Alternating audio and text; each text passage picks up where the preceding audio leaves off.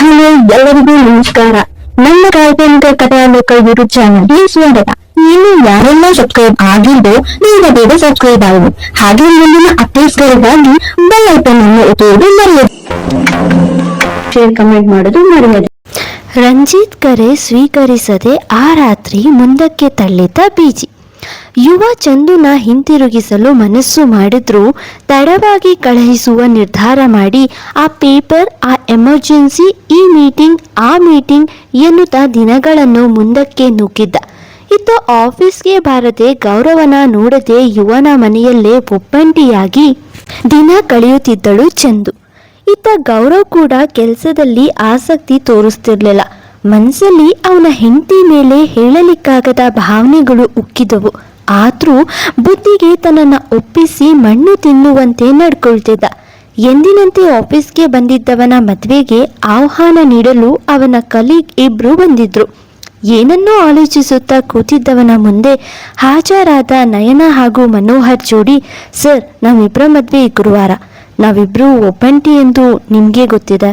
ದಯಮಾಡಿ ಮದುವೆಗೆ ನಿಮ್ಮ ಬರುವಿಕೆ ಅತಿ ಮುಖ್ಯ. ಅದರಲ್ಲೂ ಕರ್ನಾಟಕದ ಶೈಲಿಯಲ್ಲಿ ಮದುವೆ ಆಗ್ತಿದ್ದೀವಿ. ಹಿಂದೂಗಳ ಗಣೇಶ ಮಂದಿರದಲ್ಲೇ ಮದುವೆ. ಪ್ಲೀಸ್ ಸರ್, ಬನ್ನಿ ಎಂದವರ ಮಾತಿಗೆ ನಗುತ್ತಾ, ಓಕೆ, ಖಂಡಿತ ಬರ್ತೀನಿ ಎಂದು ನುಡಿದರೂ ಆ ಜೋಡಿ ಅವನಿಂದ ಮಾತು ಪಡೆದರು.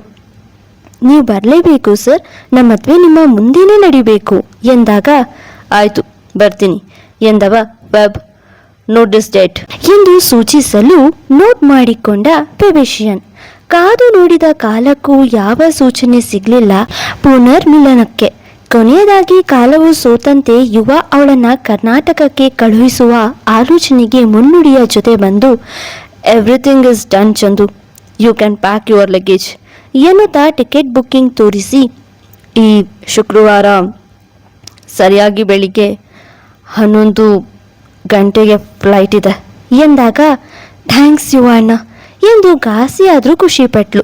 ಸಾರಿ ಚಂದು, ಈ ಅಣ್ಣ ನಿನ್ನ ನೋವಿಗೆ ಮುಲಾಮ್ ಕೊಡೋಕ್ಕಾಗಲಿಲ್ಲ ಎಂದು ಬೇಸರಪಟ್ಟನು. ಇಲ್ಲ ಅಣ್ಣ, ನೀವೆಲ್ಲ ಇಲ್ಲ ಅಂದಿದ್ರೆ ಪುಣ್ಯಕ್ಕೆ ನಿಮ್ಮಂಥ ಒಳ್ಳೆ ಅಣ್ಣ, ಅತ್ತಿಗೆ, ಫ್ರೆಂಡ್ಸ್ ಸಿಕ್ಕಿದ್ರು. ಇಲ್ಲ ಅಂದಿದ್ರೆ ನಾನು ಅಲೆಮಾರಿ ಥರ ಓದಾಡಬೇಕಿತ್ತು ಎಂದು ಅಳುತ್ತಾ ಸಮಾಧಾನ ಮಾಡಿಕೊಂಡು ರೂಮ್ಗೆ ಸೇರಿದ್ಲು ಪಾಪ. ಯುವ ಎಷ್ಟು ಒಳ್ಳೆ ಅಣ್ಣ ಅಲ್ವಾ.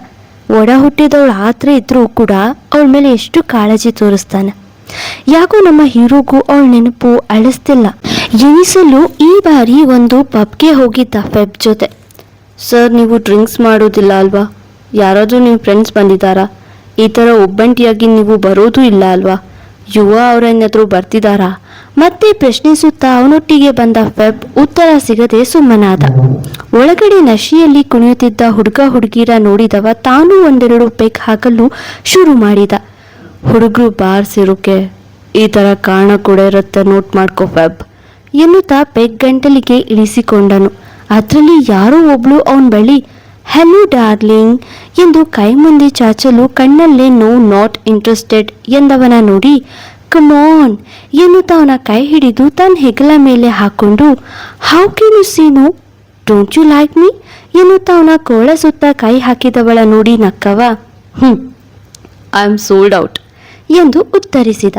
ನಶೆಯಲ್ಲೂ ತಾನು ಒಬ್ಬರಿಗಷ್ಟೇ ಮೀಸಲು ಎನ್ನುವ ಮಾತು ಸಾಕಲ್ವಾ ಅವನಿಗೆ ಚಂದು ಮೇಲೆ ಪ್ರೀತಿ ಎಷ್ಟಿದೆ ಅಂತ ಅರ್ಥ ಮಾಡ್ಕೊಳ್ಳೋಕೆ. ಕಮ್ ಆನ್ ಎನ್ನುತ್ತಾ ಅವನೊಟ್ಟಿಗೆ ಹೆಚ್ಚಿ ಸಾಕಿಸಿದವಳ ನೋಡಿ, ನಾನು ನನ್ನ ಗಂಡು ಬೀರಿನ ಬಿಟ್ಟರೆ ಇನ್ಯಾರಿಗೂ ಈ ಆಫರ್ ಕೊಡೋಲ್ಲ. Don't expect it from me, sorry ಎಂದು ಕನ್ನಡದಲ್ಲಿ ಹೇಳಿದ್ದ ನಶೆ ಏರಿತ್ತು ಮೆಲ್ಲಗೆ. ವಾಟ್ ಎಂದು ಅವಳು ಅಚ್ಚರಿಯಾಗಿ ನೋಡಲು, ನಾನು ಅವಳ ಜೊತೆ ಮಾತ್ರ ಮುಂದುವರಿಯೋಕ್ಕೆ ಸಾಧ್ಯ. I don't like to dance with you ಎಂದು ಅವಳ ಕೈ ತನ್ನ ಮೇಲಿಂದ ಬಿಡಿಸಿಕೊಂಡವನ ನೋಡಿ, why, just enjoy the dance, you can forget your past, do you want anything else, I am ready ಎಂದು ಪೆಗ್ ಒಂದನ್ನು ಕೈಗೆತ್ತಿಕೊಂಡವಳ ನೋಡಿ, ಎಸ್ ಐ ವಾಂಟ್ ಮಿಸ್ ಬಾಯ್ಬಡ್ಕಿ ಎನ್ನುತ್ತಾ ಪೆಗ್ ಪಡೆದುಕೊಳ್ಳುತ್ತಾ ತೂಗಾಡಿದವನ ಕಂಡು ಫೆಬ್ ನಗುತ್ತಾ, ಬಾಸ್ ಹೊರಡೋಣ ಕೇಳಲು ಅಲ್ಲೇ ಕುಡಿದು ವಾಲಾಡ್ತಿದ್ದ ಹುಡುಗ ಹುಡುಗಿರ ಮಧ್ಯೆ ಬಂದವ, ಅನ್ನಿಸ್ತಿದೆ ಯಾಕೋ ಇಂದು ಅವಳೇನೇ ನನ್ನವಳೆಂದು. ಮಾಯಾಲೋಕದ ಅಲ್ಲ ಕರ್ನಾಟಕದಿಂದ ನನಗಾಗಿ ಬಂದವಳೆಂದು. ಆಹಾ ಎಂತ ಚೆಂದ ಅವಳ ಕಾಟವು, ಒಂದು ಬಾರಿ ಅಲ್ಲಲ್ಲ ಅದೆಷ್ಟು ಬಾರಿ ಕೊಂದಳೋ ನನ್ನೇ ಹಾಗೆ ಸುಮ್ಮನೆ ಎಂದು ಬಾಯಿಗೆ ಬಂದಂತೆ ಹಾಡು ಪೊಯಮು ಶುರು ಮಾಡಿಕೊಂಡ. ಅವಳ ಜೊತೆ ನಾನಿದ್ದಂತೆ ಅವಳ ಕೈ ಹಿಡಿದಂತೆ ಅವಳೇ ಒಮ್ಮೆ ಕುಡಿದು ವಾಲಾಡ್ದಂತೆ ನನ್ನ ತಲೆ ಕೆಡಿಸ್ದಂತೆ ಅನ್ನಿಸ್ತಿದೆ. ಫೆಬ್ ಎಂದು ತೂಗಾಡಿದ. ಫೆಬ್ ಅವಳು ಯಾರಂತ ತಿಳ್ಕೊ. ಅವಳು ಯಾವುದೋ ಗ್ರಹದಿಂದ ಬಂದಿರುವ ಜಾದೂಗಾತಿ ಅನ್ಸುತ್ತೆ. ಅವಳಿಗೆ ಮದುವೆ ಆಗಿದೆ ಅಂತ ಗೊತ್ತಾದ್ರೂ ನನಗೆ ಅವಳೇ ಬೇಕನ್ಸುತ್ತೆ. ಯಾಕೆ? ಕೇಳಿದವನ ಮಾತಿಗೆ ಫೆಬ್ ಉತ್ತರಿಸಲಿಲ್ಲ. ಪಾಪ ಕನ್ನಡ ಅವನಿಗೇನು ಗೊತ್ತು. ಅವನ ಹೆಗಲಿಡಿದು ಬಾಸ್ ಲೆಟ್ಸ್ ಗೋ ಹೋಮ್ ಎಂದು ಮುಂದೆ ಸಾಗಿಸಲು, ಫೆಬ್ ಅವಳು ನನ್ನ ಲವ್ ಮಾಡ್ತಾಳೆ ಅಂತೆ, ಆದರೂ ಹಳೆ ಗಂಡ ಕಟಾಕಿರೋ ತಾಳಿ ತೆಗೆಯಲ್ಲಂತೆ. ನಾನ್ ಸೆನ್ಸ್ ಎಂದು ತೂಗಾಡುತ್ತಾ ನುಡಿಯುತ್ತಿದ್ದ. ವೆಬ್, ನಾನು ಎಣ್ಣೆಗಿಂತ ಹೆಣ್ಣನ್ನೇ ಪ್ರೀತಿ ಮಾಡ್ತೀನಿ ಅಂತ ಹೇಳು. ಭಾ ಅವಳಿಗೆ ನಾನು ಹೇಗೆ ಉತ್ತರ ಕೊಡಬೇಕು? I love her, I love you, no no no I hate her ಎಂದು ಹಾಗೆ ನೆಲಕ್ಕುರುಳಿದವನ ಹಿಡಿದು ಕಾರಲ್ಲಿ ಮಲಗಿಸಿ ಸೇಫ್ ಮಾಡಿದ್ದ ಫೆಬ್. ಆದರೆ ಆ ಎಣ್ಣೆ ನಶೆಯಲ್ಲಿ ಅವನಿಗೆ ಅವಳು ಕುಡಿದು ತರಲೆ ಮಾಡಿದ್ದೆಲ್ಲ ನೆನಪಾಗ್ತಿತ್ತು. ನಶೆಯಲ್ಲಿ ಮೈ ಮರೆತು ನಿದ್ರಿಸಿದ. ಆ ದಿನ ಬರಲೇಬೇಕಿತ್ತು. ನಯನ ಮನೋಹರ್ ಮದುವೆಗೆ ತಯಾರಾಗಿದ್ದ. ಅಲ್ಲಿಗೆ ಬಂದ ಯುವ, ಏನೋ ಮದುಮಗನಂತೆ ತಯಾರಾಗಿದ್ಯಾ, ಯಾರ ಜೊತೆ ಮದುವೆ ಎಂದು ರೇಗಿಸಲು, ಶಟ್ ಅಪ್ ಬೈದು ತಯಾರಾಗುತ್ತಾ, ನಿಂದೆವ್ವ ಕೊಟ್ಟ ತಂಗಿ ಹೋದ್ಲಾ ಅಥವಾ ಇಲ್ಲೇ ಇದ್ದಾಳ? ಅವಳ ಬಗ್ಗೆ ವಿಚಾರಿಸುವ ಮನಸ್ಸ್ಯಾಕೋ ಇವನಿಗೆ. ನಾಳೆ ಹೋಗ್ತಾಳೆ, ಟಿಕೆಟ್ ಬುಕ್ ಆಗಿದೆ ಎಂದ ಯುವನ ಮಾತಿಗೆ ಕಂಗಾಲಾದ್ರೂ ಬಿದ್ರೂ ಮೀಸೆ ಮಣ್ಣಾಗ್ಲಿಲ್ಲ ಎನ್ನುವ ಜಾತಿಯೊಂದು.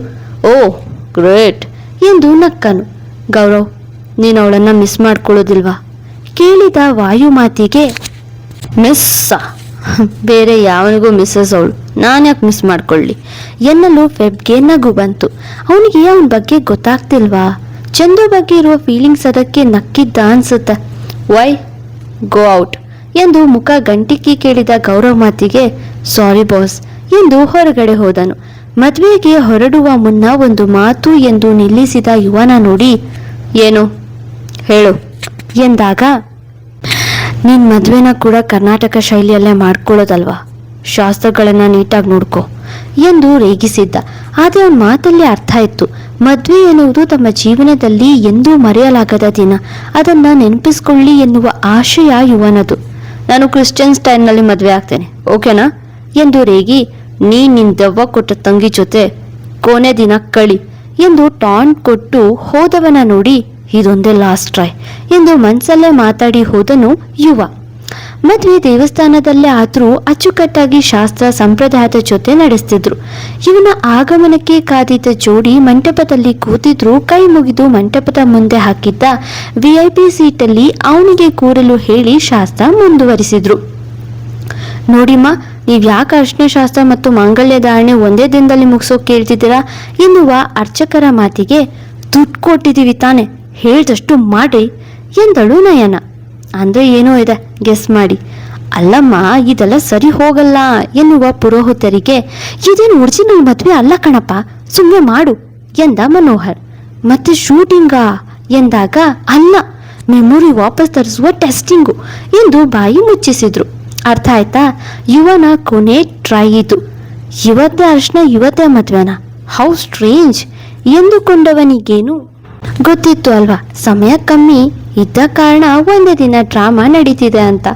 ಅರಿಶಿಣದ ತಟ್ಟೆ ಹಿಡಿದು ಬರ್ತಿದ್ದ ಹೆಂಗಳೆಯರ ನೋಡ್ತಾ ಕಣ್ಣ ಮುಂದೆ ಅವನ ಅರಿಶಿಣ ಶಾಸ್ತ್ರ ನೆನಪಾಗಿತ್ತು ಬೀಜಿಗೆ.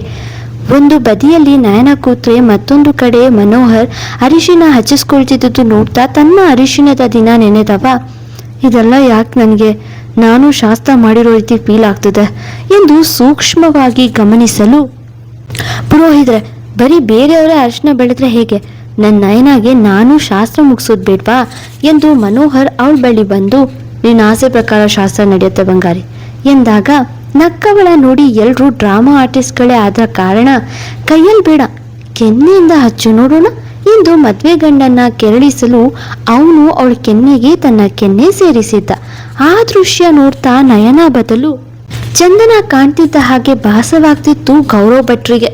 ಅವಳು ಶಾಸ್ತ್ರದ ದಿನ ಅವನ ರೂಮಿಗೆ ಬಂದ ರೀತಿ, ಅರ್ಶನ ಶಾಸ್ತ್ರ ಬೇರೆ ರೀತಿಯಲ್ಲಿ ಮಾಡ್ಕೊಳ್ಳೋಕೆ ಆಸೆ ಇದೆ ಎಂದು ಹೇಳಿದ ಬಯಕೆ ನೆನಪು ಮಾಡ್ಕೊಂಡವನ ಕಿವಿಗೆ, ಅದು ಸೀರಿಯಲ್ನಲ್ಲಿ ಹುಡುಗಿಗೆ ಅರ್ಶನ ಹಚ್ಚೋದಿರುತ್ತೆ ಅಂತ ತೋರಿಸಿದ್ರು, ಇಲ್ಲಿ ಮಿಸ್ ಆಯಿತು ಎಂದು ಚಾಡಿ ಹೇಳಿತು.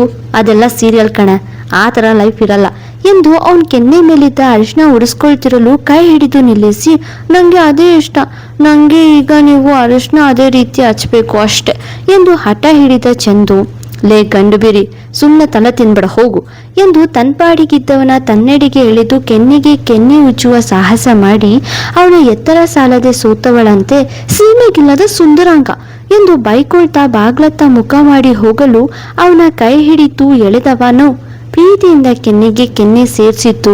ಹಾಗೆ ನಮ್ಮ ಅರಿಶಿನ ಶಾಸ್ತ್ರ ತುಂಬಾ ದಿವಸ ಹಿಂದೆ ನಡೆದಿತ್ತು ಅಲ್ವಾ M3, ಅಕ್ಕಿ ಹಿಟ್ಟಲ್ಲಿ ಎಂದಿದ್ದ ಎಲ್ಲವೂ ಕಣ್ಣು ಕಟ್ಟಿದ ಹಾಗೆ ಬೀಜಿಗೆ ಕಾಣಿಸ್ತಿತ್ತು.